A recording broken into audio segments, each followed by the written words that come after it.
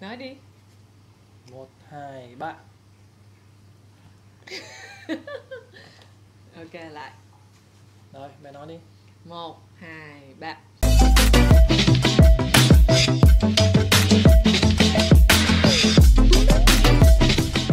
Hello mọi người và chào mừng mọi người quay trở lại với vlog của nhà Vân. Ngày hôm nay thì sẽ không phải là những video ăn uống như bình thường, mà Vân với lại chồng Vân sẽ làm một cái video khác về những cái kinh nghiệm mà bọn mình đã trải qua trong việc chuẩn bị cho đám cưới sắp tới.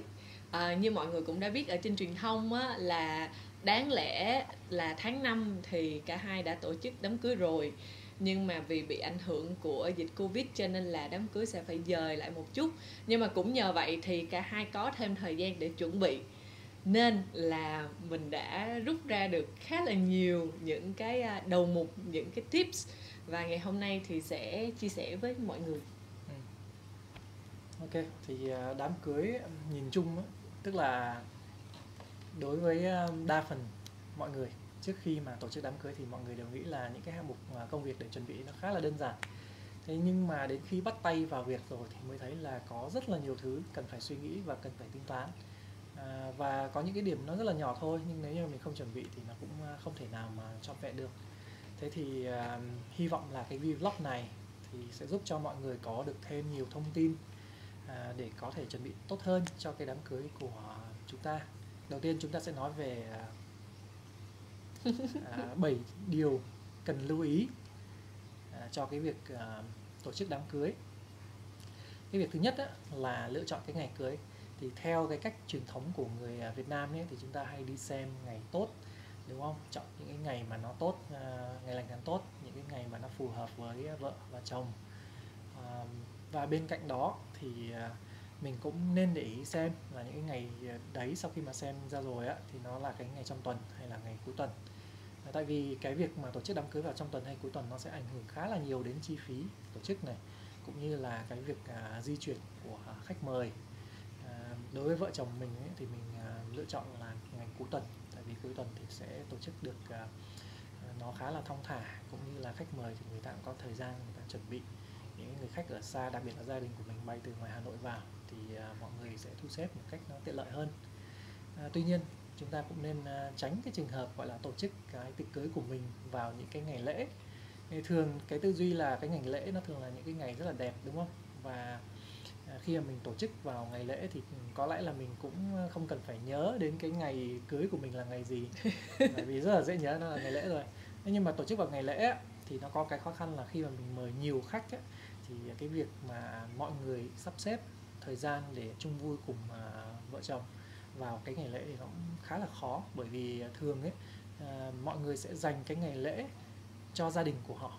Họ sẽ có những cái kế hoạch trước, ví dụ như đi du lịch này, đi ăn đi uống này, thì mình nên tránh tổ chức vào những ngày lễ đấy, nó sẽ tốt hơn và nó sẽ tế nhị hơn rất là nhiều. Còn điều thứ hai mà bọn mình cũng muốn chia sẻ đó chính là địa điểm để chúng ta tổ chức đám cưới. Như mọi người cũng đã biết là tùy vào cái quy mô của đám cưới mình, là mình có muốn bao nhiêu khách mời thì mình sẽ lựa chọn địa điểm phù hợp. Bây giờ thì đã có rất là nhiều những cái sự lựa chọn khác nhau, không nhất thiết là phải làm ở những cái trung tâm tiệc cưới, mà chúng ta cũng có thể làm ở khách sạn, hoặc là cặp đôi nào mà muốn mình đám cưới của mình đặc biệt hơn thì mình có thể đi đến một khu nghỉ dưỡng hoặc là một bờ biển, hoặc là có những cặp đôi em thấy là chỉ làm ở bên cạnh hồ bơi. Nói chung là rất nhiều sự lựa chọn tùy vào cái nhu cầu và tùy vào cái sự yêu thích của cặp đôi đó. Nhưng mà giống như là trước khi mà bắt đầu dịch thì Vân với anh cũng có rất là nhiều những ý tưởng, trong đó có những cái ý tưởng là mình sẽ đi xa, hoặc là những cái ý tưởng làm nhiều thứ lắm. Nhưng mà vừa rồi thì mọi người cũng đã thấy cái sự ảnh hưởng nó cũng sẽ phần nào nó làm cho mọi người có tâm lý là ngại đi lại.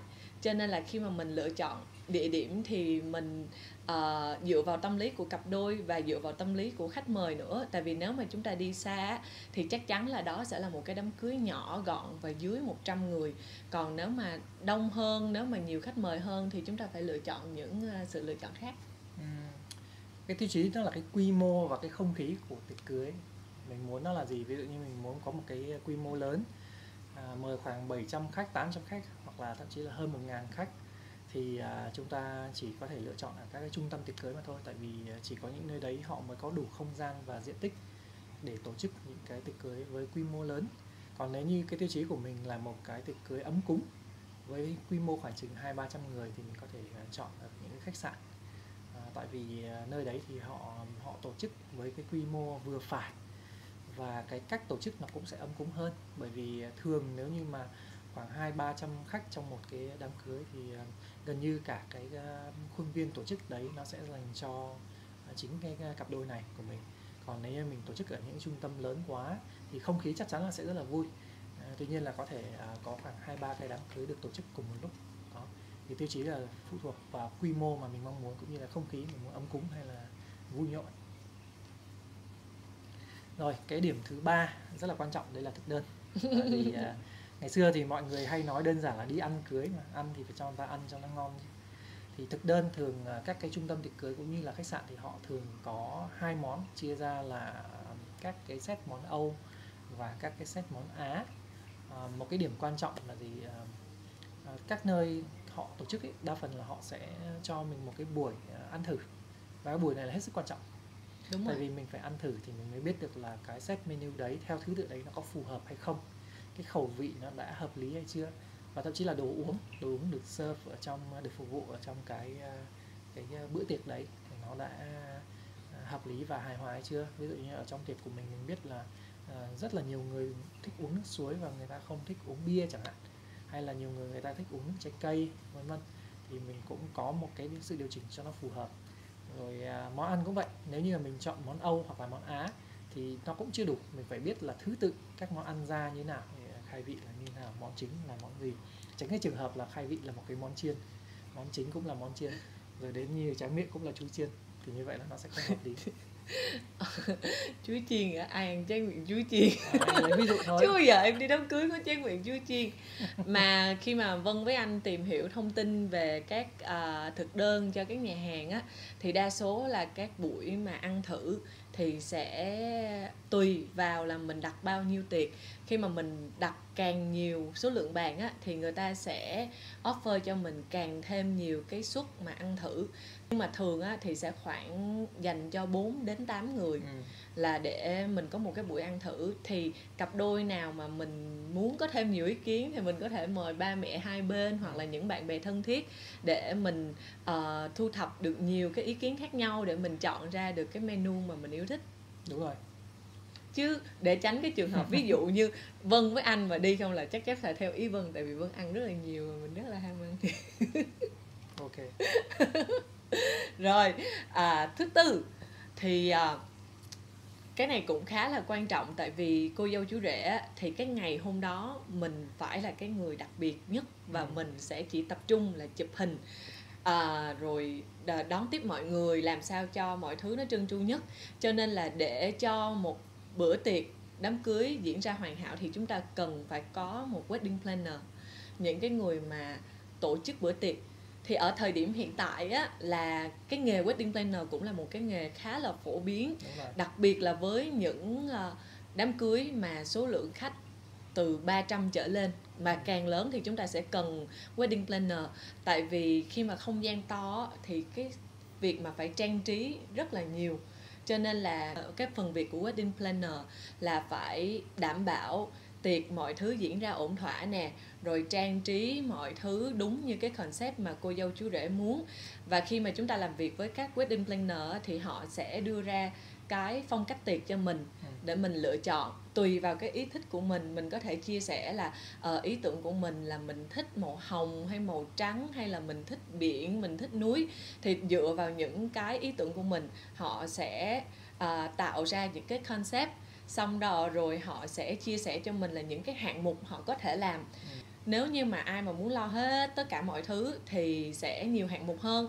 Còn nếu như ai là không, cái phần này thì có người lo rồi, hoặc là phần kia thì đã có cha mẹ hai bên hỗ trợ này nọ, thì mình có thể cắt những cái hạng mục ra. Nói chung là quan trọng tùy vào cái ý thích của cặp đôi nè, tùy vào cái quy mô của cái tiệc mình. và tùy vào tài chính của cặp đôi nữa để mình lựa chọn những cái hạng mục phù hợp cho mình. Đúng rồi, wedding planner thì thực ra là người ta làm công việc của họ dựa trên cái ý tưởng của mình, dựa trên cái mong muốn của mình đó, và cuối cùng thì cô dâu chú rể cũng sẽ là cái người mà bỏ tiền ra để tổ chức bữa tiệc đó, nên là mình cần phải làm việc làm sao cho nó hiệu quả nhất. Thì thông thường á, đối với những cái đám cưới đơn giản á, ở các cái trung tâm hoặc là các cái khách sạn mà họ chuyên tổ chức cưới rồi, thì họ đã có sẵn những cái kịch bản gọi là sơ bộ, hoặc là thậm chí là họ có những cái gói mà chuẩn bị MC luôn cho mình. Thì chúng ta có thể sử dụng ngay những cái đấy để tiết kiệm chi phí, cũng như là để có một cái bữa tiệc nó đơn giản, nó gọn gàng. Thế nhưng nếu như mà mình muốn có một cái concept riêng, mình có điều kiện về thời gian, điều kiện về tài chính cho phép, thì mình có thể mình customize, mình làm cho nó đặc biệt hơn. Nhưng mà khi mà mình làm đặc biệt hơn thì mình cũng phải rà soát lại những cái hạng mục để tránh lãng phí. Tại vì hầu hết các cái hạng mục trang trí thì mình có thể mình thấy được là tốn tiền nhất vẫn là hoa tươi. Đúng. Và mình nên lựa chọn những cái loại hoa nào mà nó đẹp này, nó hài hòa này, và nó dễ tìm. Tại vì nếu như mà mình yêu cầu toàn những hoa nhập không á, thì nó sẽ theo mùa. Có những mùa là những loại hoa đấy nó có thể đắt gấp đôi hoặc gấp 3 lần cái giá thành bình thường. Đó là những cái điểm mà mình có thể lưu tâm khi mà đặt vấn đề cũng như là trao đổi với các wedding planners. Trong nhà cũng có sẵn MC nhưng mà không tiết kiệm được chi phí đó. Tại vì MC này bữa đó bận lấy chồng. Rồi, cái điểm thứ 5 đó là trang phục cưới, hay nói chính xác hơn là lễ phục cưới. Thì câu hỏi mà mọi người vẫn luôn luôn đặt ra là để chuẩn bị những cái trang phục mà nó phù hợp là phải cần chuẩn bị là bao nhiêu bộ đồ này, đặc biệt là đồ dành cho cô dâu, chi phí nó cũng rất là lớn, đúng không? Thì câu hỏi đặt ra là mình nên mua hay là mình nên thuê. Đó, thì đó là những cái điểm mà mình sẽ phải cân nhắc rất là kỹ. Trang phục cưới cũng bao gồm luôn cả trang sức cưới nữa, mình sẽ đeo trang sức như nào, đúng không? Nhẫn cưới của cả hai người sẽ là như nào, liệu là cô dâu có đeo thêm mấy cái kiềng hay mấy cái vòng vàng hay không nữa. Thì đó là những cái mà mình nên suy nghĩ trước. Thì vấn đề thuê hay là mua, cả hai nó đều có những cái điểm tốt và những cái điểm cần phải suy nghĩ cả. Thế nhưng mà việc này thì nó phụ thuộc nhiều hơn về cái khả năng tài chính của mỗi người mà thôi. Nhưng trong cái vlog này thì mình chỉ nói về vấn đề gọi là lựa chọn làm sao cho nó phù hợp nhất về cái concept này, cũng như là về những cái yếu tố làm gì để cho những cái bộ trang phục đấy nó trở nên độc đáo. Ví dụ cùng một cái khoản tiền mà mình có thể dành ra để chuẩn bị cho các cái trang phục của mình cho cái ngày lễ cưới ấy, thì có một vài điểm mình có thể tạo một cái điểm nhấn rất là riêng. Ví dụ như là mình có thiết kế riêng dành cho trang phục, mình có thiết kế riêng dành cho các cái bộ nữ trang, các bộ trang sức cưới. Thì cái việc chuẩn bị đó thực ra là nó sẽ không quá tốn kém so với cái chi phí bỏ ra bình thường của mình, nhưng mà nó sẽ cần nhiều thời gian. Ví dụ như là mình mua một bộ trang phục cô dâu chú rể đi thì cần chừng này khoản tiền. Thì cái mà mình có thể làm cho nó khác biệt đó là mình thêm những cái chi tiết vào, ví dụ như là thêm chữ ký vào này, thêm những cái thiết kế riêng này của mình vào này, thêm thậm chí là tên của cô dâu và chú rể. Thì cái việc thêm những cái chi tiết nhỏ đấy nó sẽ không làm tăng cái chi phí mà mình đã dự trù chuẩn bị bỏ ra, nhưng nó sẽ tốn nhiều thời gian hơn. Ví dụ như là mình sẽ phải có 2 tuần, 3 tuần hoặc thậm chí là 1-2 tháng để hoàn thiện những cái trang phục đấy. Nói chung là mình cứ lên kế hoạch càng kỹ càng thì mình sẽ chuẩn bị được mọi thứ nó chu đáo hơn.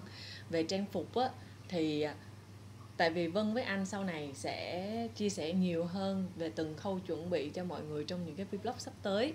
Nhưng mà Vân kể một câu chuyện ở trong nhà của Vân là ngày xưa mẹ em á, biết không, lúc mà mẹ em cưới á, thì mẹ em may áo dài cưới với lại may đồ cưới. Xong rồi mẹ em nghĩ là sau này mà có con gái á, thì sẽ để lại, cho nên là may chứ không phải là thuê. Nhưng mà mọi người biết đến lúc mà sau này em 10 tuổi á, em mặc cái áo dài đó thì đã vừa rồi, và đến 12 tuổi em mặc lại là chật ních luôn. Cho nên là đó cũng là một cái tâm lý khá là phổ biến với lại các cô dâu.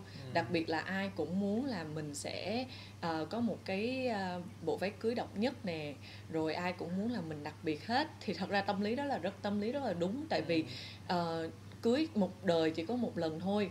Nhưng mà mình cũng phải suy nghĩ về cái vấn đề là tài chính và vấn đề là thực tế. Đúng. Nó có phù hợp với cái nhu cầu của mình hay không, và cái việc mình bỏ ra một cái chi phí lớn để mình mặc một bộ trang phục một lần duy nhất thì cái điều kiện của mình có cho phép hay không. Đó cũng là một cái mà mọi người cần cân nhắc và bàn bạc với lại chồng và với gia đình của mình.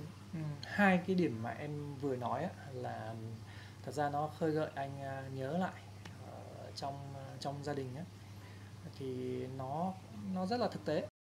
Hai cái điểm là như vậy này. Bộ váy cưới cũng như là trang sức cưới của bà của anh ấy, Dạ. lúc vào cái thời điểm đấy thì bà có suy nghĩ là gì? Là bà đầu tư những bộ này, trang sức cũng như là váy cưới, và bà sẽ truyền lại cho con của bà đến khi mà con đi đám cưới. Tại vì nó sẽ là một cái độc nhất và nó mang cái tính gia truyền nữa. Thì tâm lý cổ điển là như vậy. Tuy nhiên là cái tâm lý này vào cái thời điểm xã hội hiện đại thì có thể là nó sẽ không phù hợp nữa. Nhưng ngày xưa là suy nghĩ như thế. Ngày xưa thời ông bà là có suy nghĩ đấy. Đúng. Cái thứ hai nữa là trong cái việc mà lựa chọn trang phục của mình ấy, thì mình phải hiểu là nó phải phù hợp với cái concept tổng thể. Ví dụ như cái phong cách của mình, phong cách cưới của mình là một phong cách nó hiện đại, đúng không? Và bộ mà thiết kế bên trong, ghế ngồi, bàn ghế các thứ thì nó theo cái kiểu hiện đại, xã hội hiện đại, hoặc là theo cái phong cách phương Tây. Thì khi mà trang phục của mình trong một cái buổi lễ như vậy mà mình lại mặc trang phục cổ điển, tức là áo dài truyền thống, thì nó sẽ không phù hợp. Đó là những cái lưu ý mà mình phải làm sao để cho có những cái bộ lễ phục nó phù hợp nhất và nó hài hòa nhất với tổng thể của cái lễ cưới. Đúng rồi, cái này Vân chia sẻ riêng là với các bạn nữ, là khi mà chúng ta lựa chọn thì mình hãy cân nhắc kỹ nha. Tại vì ví dụ như mình bỏ một số tiền để mà mình may một bộ trang phục dành riêng cho mình, thì tất nhiên số tiền đó nó sẽ lớn hơn, nhưng mà sẽ rất là nhiều, đúng không? Mà thay vì cũng số tiền đó mình đi thuê đi, mà mình thuê được đúng cái chỗ tốt, thì mình cũng có thể với một số tiền tương tự mình thuê được 3-4 bộ, thì mình sẽ có nhiều hình đẹp hơn, mình sẽ có nhiều cái sự thay đổi trong trang phục nhiều hơn. Thì đó cũng là một cái lưu ý cho các bạn. Rồi, cái điểm thứ 6. Điểm thứ 6 đó là gì? Điểm thứ 6 là nghề của tôi. Nghề của tôi mọi người ơi. Điểm thứ 6 đó chính là quay phim chụp hình. Đây là một cái nhu cầu cực kỳ cần thiết và chính đáng của tất cả cô dâu chú rể. Đồng ý. Tại vì mình chỉ có cưới một lần duy nhất thôi, và mình muốn lưu lại những cái hình ảnh đó để sau này con của mình, hoặc là cháu của mình, hoặc là gia đình của mình, hoặc thậm chí là hai vợ chồng lâu lâu lấy ra coi lại. Thì thật ra Vân nghĩ đây là một cái hạng mục mà chúng ta nên đầu tư. Tại vì mọi người cũng biết là các dịch vụ quay, thuê, chụp bây giờ thì cũng khá là nhiều, và có tiền nào thì giá đó. Rất là nhiều các gói được đưa ra rồi tài trợ. Nhưng mà với kinh nghiệm của Vân với anh á, thì tại vì cũng một cái may mắn là Vân ở trong giới, trong showbiz, cho nên là Vân quen rất là nhiều các anh nhiếp ảnh, rồi các đội ngũ quay phim, nên phần nào mình cũng đã biết được chất lượng của cái đội ngũ đó như thế nào để mình chọn lựa rồi.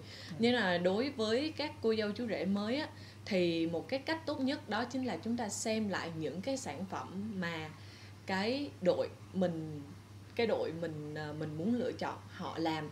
Và nếu như mà mình quen một cô dâu chú rể nào đó đã từng làm việc với đội ngũ đó, thì mình cũng có thể hỏi về cái cách làm việc như thế nào, có tận tình hay không, có tư vấn kỹ hay không.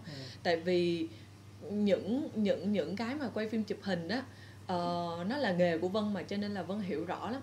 Cái khoảnh khắc nó quay đi rồi mình không có lấy lại được. Đúng rồi. Nên là phải đúng cái người mà họ biết bắt cái khoảnh khắc đó, họ biết bắt cái cảm xúc đó, và họ dựng nên được một cái phim, hay là họ chụp được những cái tấm hình mà khi mà mình nhìn vào mình có cái cảm xúc.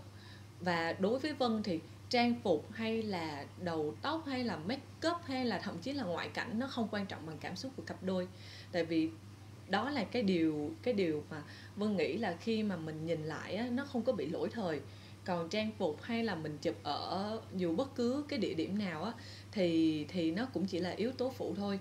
Thì với các cặp đôi mới cưới á, những cái chúng ta cần cho quay phim chụp hình thì cơ bản nhất là đội ngũ quay phim và chụp hình ở trong lễ cưới của mình.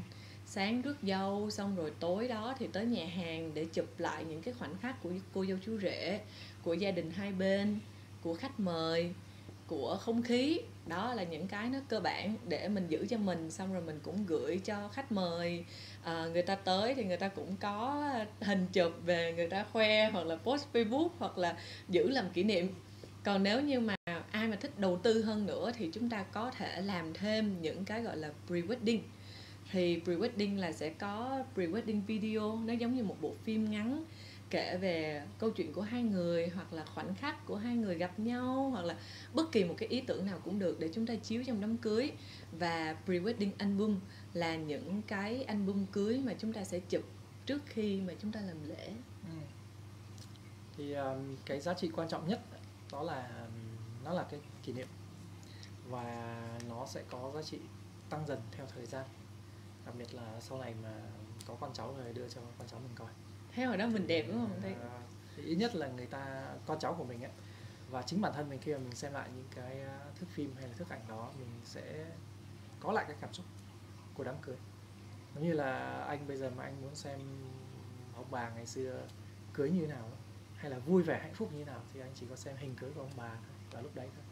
Thế còn cái quá trình sống của ông bà thì nó lại là cái quá trình mà sau này khi mà anh sinh ra đời thì ông bà cũng đã lớn tuổi rồi. Còn muốn xem cái thời ông bà cưới như nào, hồi trẻ như thế nào, quen nhau như thế nào, cưới vui như thế nào, thì chỉ có thể xem lại hình thôi. Và lúc đấy mình chưa sinh ra đời, xong mình thì giá trị kỷ niệm nó là như vậy. Nên là đây là hạng mục nên đầu tư cho mọi người. Đúng rồi. Cái điểm cuối cùng, điểm thứ 7, điểm cuối cùng đáng lưu ý, đó chính là tài chính.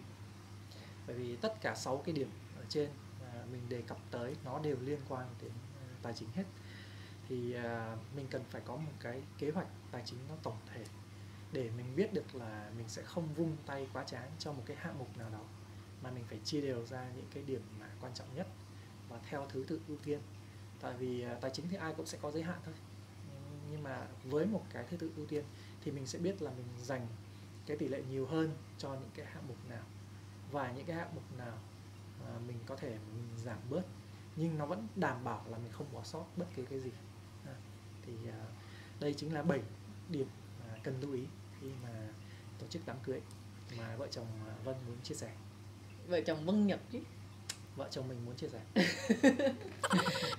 Nên là chúng ta hãy chuẩn bị và chúng ta hãy làm những cái gì mà cả hai vợ chồng cảm thấy là thích nhất, cảm thấy là phù hợp nhất với tài chính của mình và phù hợp với điều kiện của mình ở thời điểm đó.